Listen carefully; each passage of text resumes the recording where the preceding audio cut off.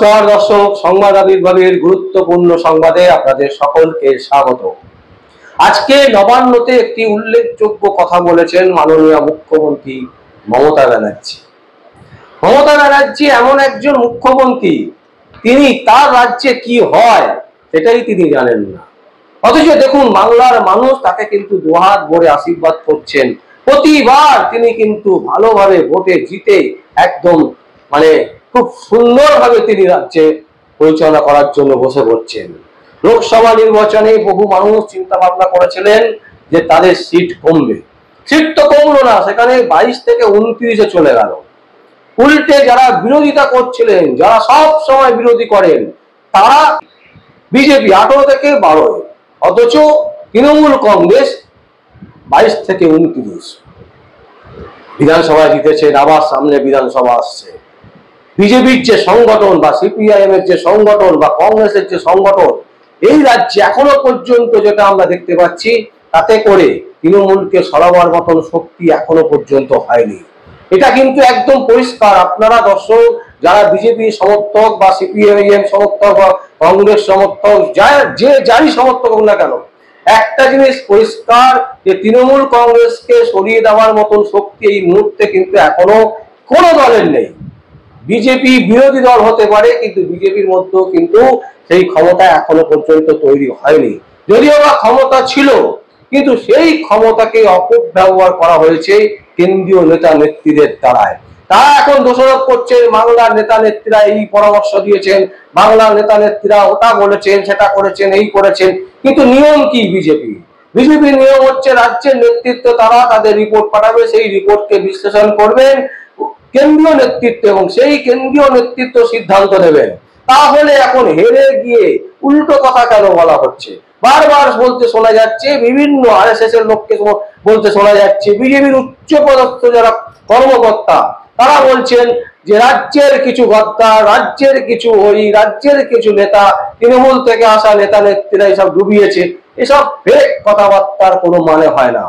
Central জায়গা থেকে, একদম সেন্ট্রাল যেখান থেকে পরিচালিত হয় বিজেপি, সেইখানে দল ছিল। তারা তৃণমূল কংগ্রেসকে মনে প্রাণে সমর্থন করতেন, যে কারণে বঙ্গ বিজেপির ওপর তাদের কোনো নজর ছিল না, যে কারণে বঙ্গ বিজেপি যেটা মনে করেছেন তাতেই সিলমোহর দিয়েছে কেন্দ্রীয় বিজেপি। কারণ তা না হলে বিজেপির যে স্ট্রাকচার, বিজেপি যেভাবে তার দলকে পরিচালনা করে, সেখানে কোনো অবস্থাতেই সম্ভব নয় বঙ্গ বিজেপি যা মনে করবেন সেটা করা। যদি তাই হয় তাহলে কেন্দ্র বিজেপি তার কেন দায় নেবে না? এই প্রশ্ন হয়তো বঙ্গ বিজেপি যারা করেন তারা তাদের নিজেদের স্বার্থে বা তাদের নিজেদের গদি বাঁচাবার জন্য এই ধরনের কথা তুলছেন না। কিন্তু আমরা বাংলা সংবাদ মাধ্যম হয়ে আমরা এটুকু বলতে পারি, এই জোরটুকু আমাদের আছে, কারণ আমরা সবাই চেয়েছিলাম, মনে প্রাণে চেয়েছিলাম যে বিজেপি আসুক, বাংলার মানুষ চেয়েছিল। কিন্তু বিজেপির যারা কেন্দ্রীয় কমিটিতে আছেন, সেন্ট্রাল কমিটিতে আছেন, তাদের মধ্যে কিন্তু বেশিরভাগই তারা কিন্তু সেটা চাননি, এবং তারই ফলস্বরূপ কিন্তু বঙ্গ বিজেপির রেজাল্ট খারাপ হয়েছে। এইবারে বলছি দর্শক, যে কথাটা আমরা আজকে বলার জন্য এই নিউজটা করেছি, সেটা হচ্ছে যে বঙ্গে নাকি মমতা ব্যানার্জি জানেন না কি হচ্ছে আর কি হচ্ছে না। এটা একটা হাস্যকর ব্যাপার না? নবান্নের বুকে বসে তিনি বলছেন যে আমি জানি না সিএসসি কবে বিদ্যুতের দাম বাড়িয়েছেন, এবং বিদ্যুতের দাম বাড়িয়েছে যখন আমার কাছে কোনো রিপোর্ট নেই, আমাকে কোনো রকম কোনো কিছু জানানো হয়নি। এটা মানা যায়?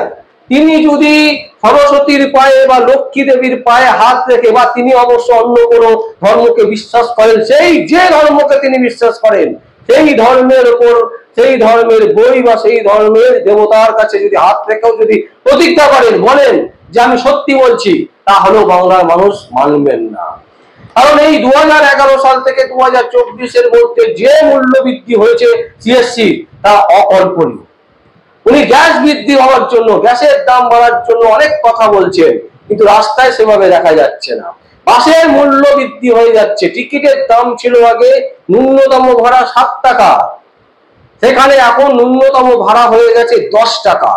কোনো প্রতিবাদ নেই, না বিজেপি করছে, না তৃণমূল করছে, না কংগ্রেস করছে, না সিপিএম করছে, কোনো বিরোধিতা নেই, যে যা পাচ্ছে লুটে যাচ্ছে। অটো স্ট্যান্ডে দাঁড়াবেন, কোনোদিন বলছে 15 টাকা, কোনোদিন বলছে 20 টাকা। যে ভাড়াটা 10 টাকা ছিল সেটা 15 টাকা, যে ভাড়াটা 15 টাকা ছিল সেটা 20 টাকা। আর যদি একটু বৃষ্টি হয়েছে বা একটু জ্যাম হয়েছে, সেই ভাড়াটা লাফিয়ে ডবল হয়ে যাচ্ছে, কোনো নিয়ন্ত্রণ নেই। বাসের ভাড়া কি হারে বৃদ্ধি পেয়েছে ভাবুন। যেখানে 7 টাকা ছিল সেখানে 10 টাকা, যেটা 10 টাকা ছিল সেটা 15 টাকা। তারপরেও রাজ্য সরকার বলছে, মমতা ব্যানার্জি সরকার বলছে, মমতা ব্যানার্জি নবান্নে দাঁড়িয়ে বলছেন যে সিএসসির বিল কত টাকা বেড়েছে আমি জানি না। তার মানে কি?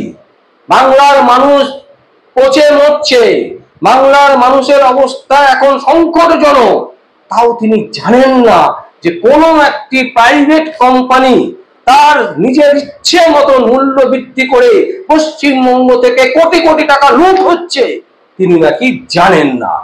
এটা আমাদেরকে বিশ্বাস করতে হবে নবান্নতে বসে। তিনি যদি এটা না জানেন তাহলে আমরা বলবো তার পদত্যাগ করে দেওয়া উচিত। তার কোনো অধিকারই নেই রাজ্য শাসন করার বা রাজ্যকে পরিচালনা করার। শুধুমাত্র ভোটে মারামারি করে, খুনাখুনি করে, লোককে টাকা দিয়ে ভয় দেখিয়ে ভোটে জিতে বারবার করে ভোটে শাসন করব, আর সেই শাসন ব্যবস্থার মধ্যে 30% মানুষ যারা তৃণমূলকে পছন্দ করে না তারা তাদের অন্যায় সহ্য করে যাবে, এটাও হতে পারে না। এই জিনিস বরদাস্ত করা যায় না। কিন্তু তারপরেও বাংলার মানুষ ঘুমিয়ে থাকবেন, বাংলার মানুষ মনে মনে ভাববেন যে বিদেশ থেকে কোনো লোক এসে রাজত্ব করবে কেন? মমতা ব্যানার্জি দুর্নীতি করুক, মমতা ব্যানার্জি কোটি কোটি টাকা লুট করুক, তার ভাইপো লুট করুক, তার দল লুট করুক, তবুও তো তিনি বাঙালি। মুসলিমকে ভালোবাসলে কি হবে? মুসলিম সম্প্রদায়ের টুপি পরলে কি হবে? বাঙালি তো তিনি, বাংলাতে থাকেন, তাই বাংলার মানুষ হিসাবে তিনি কোটি কোটি টাকা লুট করুক, হাজার হাজার কোটি টাকা লুট করুক, হাজার হাজার কোটি টাকা নিয়ে যা খুশি তাই করুক, শিক্ষা ক্ষেত্রে শিক্ষাকে ভেঙে দিক, শিক্ষার মেরুদণ্ডকে ভেঙে চুরমার করে দিক, তাতে কোনো অসুবিধে নেই। শুধু অসুবিধে হচ্ছে বাইরের, পশ্চিমবাংলার বাইরের কোন লোক এসে যাতে পশ্চিমবঙ্গে রাজত্ব না করতে পারে। নিশ্চয়ই এটা খুব ভালো জিনিস। আর সেই জন্যই মমতা ব্যানার্জিও জানেন না যে সিএসসির দাম কোথায় ছিল আর কতটা বৃদ্ধি হয়েছে। কারণ তিনি জানবেন কোথা থেকে? তার ঘরের ইলেকট্রিক বিল তাকে দিতে হয় না, সাধারণ মানুষের ট্যাক্সের টাকা থেকে তার ঘরের বিলের টাকা জমা পড়ে, তাই তার জানার কোনো প্রয়োজন নেই। নবান্নে তিনি যান, সেই বিলও তিনি জমা দেন না। তার ভাইপোর বাড়ির বিল, সেই বিলও তার জমা দিতে হয় না। তার যতজন পরিবার আছে সেই পরিবারের বিলও সিএসসি কে জমা দিতে হয় না, সবটাই রাজ্য সরকারের টাকা থেকে জমা পড়ে। আর সেই টাকা কোথা থেকে আসে? সাধারণ মানুষের ট্যাক্সের টাকা থেকে। কিন্তু সাধারণ মানুষ তো ঘুমিয়ে আছেন, থাকুন ঘুমিয়ে, যত পারুন ঘুমিয়ে থাকুন। বাংলার মানুষ ঘুমন, ঘুমিয়ে ঘুমিয়ে চিন্তা করুন, একদিন হবে মমতা ব্যানার্জি আপনাদের প্রধানমন্ত্রী, আর সেদিন ভারতবর্ষটাকে বেঁচে দিয়ে যাবে। এই জায়গায় চলে যাচ্ছে দর্শক। আমরা বাংলার মানুষকে বহু বুঝিয়েছি, সর্বদা বোঝাচ্ছি, আরো বোঝাবো, কিন্তু যে মানুষ ঘুমিয়ে না থেকে ঘুমাবার ভান দেখায়, যে মানুষ ঘুমায়নি অথচ ঘুমের ভান করে শুয়ে আছে, তাকে কোনোদিন আপনারা জাগাতে পারবেন না। এবং সেই পরিস্থিতি কিন্তু বাংলায় দাঁড়িয়ে আছে, বাংলায় হয়ে আছে।